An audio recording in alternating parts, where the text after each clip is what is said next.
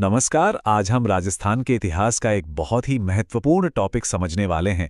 राजस्थान के संत और संप्रदाय। ये एक ऐसा विषय है जो परीक्षाओं में आता तो जरूर है, लेकिन अक्सर स्टूडेंट्स को इसमें थोड़ी उलझन रहती है। अक्सर ये कन्फ्यूजन होता है ना कि भाई कौन से संत निर्गुण हैं और कौन से सगुण, या फिर जो संस्थापक हैं और उनकी जो मुख्य पीठ हैं उनके नाम आपस में मिक्स हो जाते हैं।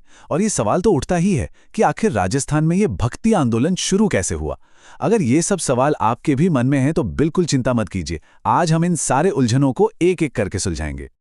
तो देखिए, हम इसे कैसे समझेंगे। सबसे पहले जानेंगे कि भक्ति आंदोलन की शुरुआत कहां से हुई। फिर भक्ति के जो दो रास्ते हैं, निर्गुण और सगुण, उनका फर्क समझेंगे। इसके बाद राजस्थान के जो मुख्य संप्रदाय हैं उनके बारे में जानेंगे, और हाँ, दादू दयाल जी पर हम थोड़ा ज्यादा ध्यान देंगे। और आखिर में परीक्षा के लिए जो सबसे जरूरी पॉइंट्स हैं उनका एक फटाफट रिवीजन करेंगे। तो चलिए कहानी की शुरुआत से शुरू करते हैं। सबसे पहले ये समझते हैं कि भक्ति आंदोलन की जड़ें आखिर कहां पर हैं। देखिए, ये जो शब्द है ना भक्ति, ये खुद संस्कृत के भज धातु से निकला है। और इसका मतलब क्या होता है? इसका मतलब है ईश्वर की सेवा करके मोक्ष या ज्ञान पाना। बस यही एक सोच पूरे भक्ति आंदोलन का केंद्र है। तो सवाल ये है कि ये आंदोलन शुरू कहां से हुआ। तो इसकी शुरुआत हुई थी दक्षिण भारत से, जहां रामानुजाचार्य जी ने इसकी नींव रखी। फिर रामानंद जी इस लहर को उत्तर भारत में लेकर आए। 15वीं सदी आते आते तो ये आंदोलन बहुत तेजी से फैला, और आदि गुरु शंकराचार्य जी ने इसे पूरे भारत में लोकप्रिय बनाने में बहुत बड़ी भूमिका निभाई। अब बात करते हैं अपने राजस्थान की। तो हमारे यहाँ भक्ति की ये लौ जलाने का जो श्रेय है वो जाता है संत धन्ना और संत पीपा को। इन्हें जनक माना जाता है, लेकिन जिस संत ने इसे राजस्थान के कोने कोने में पहुंचाया वो थे संत दादू दयाल। इतने महान कि उन्हें राजस्थान का कबीर कहा जाता है। इनके बारे में हम आगे और भी जानेंगे। चलिए अब आते हैं इस टॉपिक के सबसे जरूरी हिस्से पर, भक्ति के दो रास्ते, निर्गुण और सगुण। यकीन मानिए, अगर ये कॉन्सेप्ट क्लियर हो गया तो आधा टॉपिक तो यही समझ में आ जाएगा। तो भक्ति के दो मुख्य रास्ते हैं। पहला है निर्गुण। निर्गुण संत मानते थे कि ईश्वर का कोई रूप नहीं है, कोई आकार नहीं है, वो निराकार है, इसलिए वे मूर्ति पूजा नहीं करते थे। दूसरी तरफ है सगुण संत। ये ईश्वर के साकार रूप की पूजा करते थे, जैसे शिव, राम या कृष्ण, और इसीलिए ये मूर्ति पूजा में विश्वास रखते थे। ये जो मूल अंतर है ना निराकार और साकार का, इसे हमेशा याद रखना है। ठीक है, तो अब एक एक करके उन बड़े संतों और संप्रदायों को देखते हैं जिन्होंने राजस्थान में इस निर्गुण भक्ति के रास्ते को अपनाया। अब इतने सारे नाम हैं, याद कैसे रहेंगे? तो इसके लिए एक बहुत ही सीधी सी ट्रिक है। बस एक लाइन याद कर लीजिए।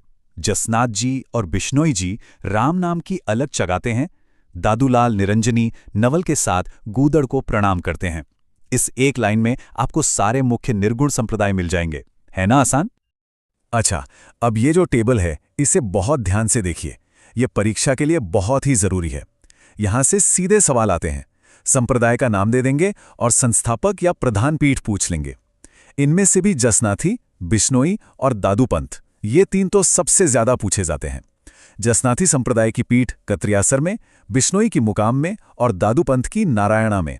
इसे तो बिल्कुल पक्का कर लीजिए।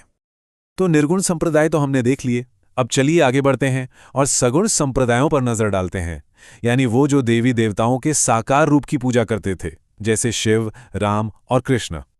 सगुण भक्ति में सबसे पहले बात करते हैं शैव संप्रदायों की। शैव मतलब जो भगवान शिव को मानते हैं। इनमें पाशुपत संप्रदाय सबसे पुराना और सबसे मुख्य है, और इसका केंद्र कहाँ है? उदयपुर का प्रसिद्ध एकलिंग नाथ मंदिर, जो मेवाड़ के शासकों के आराध्य देव हैं। इसके अलावा जोधपुर का महामंदिर वाला नाथ संप्रदाय भी बहुत महत्वपूर्ण है। शिव जी के बाद अब आते हैं वैष्णव संप्रदायों पर, जो भगवान विष्णु और उनके अवतार यानी राम और कृष्ण को पूजते थे।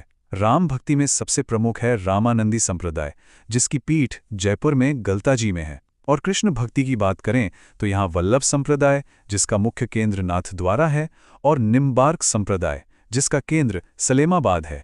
इनसे सबसे ज्यादा सवाल बनते हैं। इस टेबल को भी अच्छे से देख लीजिए। चलिए अब जरा खासतौर पर बात करते हैं संत दादू दयाल जी की। जैसा कि मैंने पहले बताया, वो इतने प्रभावशाली थे कि उन्हें राजस्थान का कबीर कहा जाता है। आखिर क्यों, आइए जानते हैं। दादू दयाल जी के जीवन को देखें तो उनका जन्म अहमदाबाद गुजरात में हुआ था, लेकिन उनकी कर्म भूमि बना राजस्थान का सांभर इलाका। उनके जीवन की एक बहुत बड़ी घटना थी 1585 में फतेहपुर सीकरी में सम्राट अकबर से उनकी मुलाकात, और उन्होंने अपने जीवन के जो आखिरी दिन थे वो नारायणा में बिताए, जो आज दादू पंथ की सबसे बड़ी और मुख्य पीठ है। अब दादू दयाल जी की शिक्षाओं में ऐसा क्या खास था? पहली बात, वो निर्गुण भक्ति के प्रचारक थे। दूसरी, और ये बहुत जरूरी है, उन्होंने अपने उपदेश संस्कृत या किसी कठिन भाषा में नहीं बल्कि वहां की आम बोली ढंडारी में दिए। इससे उनकी बात सीधे आम लोगों के दिल तक पहुंची। उन्होंने जाति पाति के भेदभाव को मिटाने के लिए निपक्ष आंदोलन चलाया। जहां वो सत्संग करते थे उस जगह को अलख दरीबा कहते थे, और उनकी एक बहुत ही अनोखी सीख थी, शव को जलाने या दफनाने की बजाय पशु पक्षियों के भोजन के लिए खुले में छोड़ देना। संत दादू दयाल जी के कुल 52 मुख्य शिष्य थे, जिन्हें 52 स्तंभ भी कहा जाता है। बाद में उनका जो संप्रदाय था दादू पंथ, वो आगे चलकर इन 5 मुख्य शाखाओं में बंट गया: खालसा, विरक्त, उत्तरादे, खाकी और नागा। ठीक है, तो हमने काफी कुछ समझ लिया है। चलिए अब एक काम करते हैं, परीक्षा में जो सबसे जरूरी बातें पूछी जा सकती हैं उनका एक फटाफट रिवीजन कर लेते हैं। तो क्या क्या याद रखना है? पहला, भक्ति आंदोलन दक्षिण से शुरू होकर उत्तर भारत आया। दूसरा, सबसे बड़ा वर्गीकरण है निर्गुण और सगुण का। तीसरा, प्रमुख निर्गुण संप्रदायों में जसनाथी, विश्नोई और दादू पंथ को नहीं भूलना है। चौथा, प्रमुख सगुण संप्रदायों में पाशुपत, वल्लभ और रामानंदी को याद रखना है। और पांचवा, दादू दयाल जी को राजस्थान का कबीर कहते हैं और उनकी मुख्य पीठ नारायणा में है। ये 5 पॉइंट तो बिल्कुल याद होने चाहिए। और आखिर में एक सवाल सबके लिए, क्या इन महान संतों की जो सदियों पुरानी शिक्षाएं हैं वो आज के ज़माने में भी उतनी ही प्रासंगिक हैं? इस पर सिर्फ परीक्षा के लिए नहीं बल्कि खुद के लिए भी एक बार ज़रूर सोचिएगा। हमारे साथ ये विषय समझने के लिए आपका बहुत बहुत धन्यवाद। आपकी परीक्षा के लिए ढेर सारी शुभकामनाएं।